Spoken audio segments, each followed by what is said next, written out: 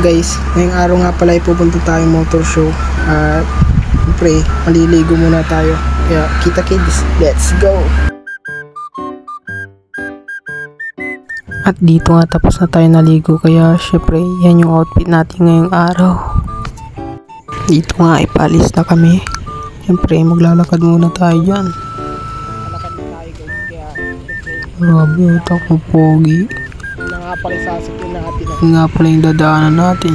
Syempre makikita nyo naman kung anong mga nangyari, putik-putik kasi dahil sa bagyong Juan.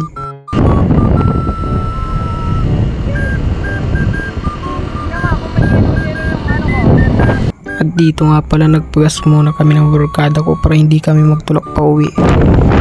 At syempre dadaanan natin ng Buddha Resort. Syempre yan, dito nga nakarating na kami sa event dito sa Bugalyon. Yan, makikita nyo naman na dami ng pailaw-ilaw. At dito na nga pala nag-umpisa yung motor show. Syempre hirap tignan yung mga motor kasi dami talagang tao. Yan, di ba makikita nyo, mas marami pa yung tao kaysa sa motor.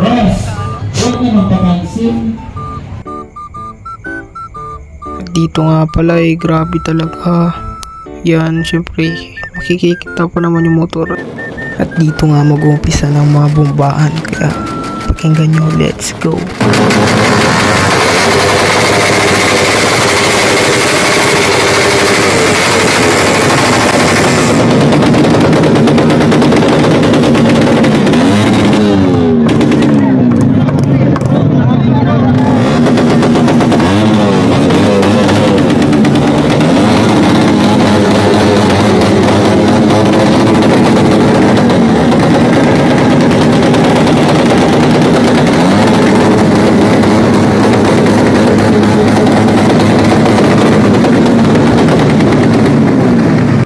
At dito naman syempre makikita nyo naman kung gaano kadami yung tao.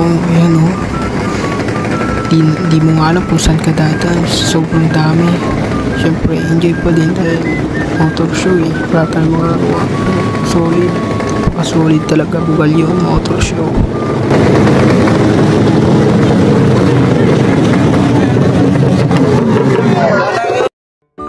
At dito nga pala ay nag-decide na yung mga kasama ko na uwi na dahil marami talagang tao.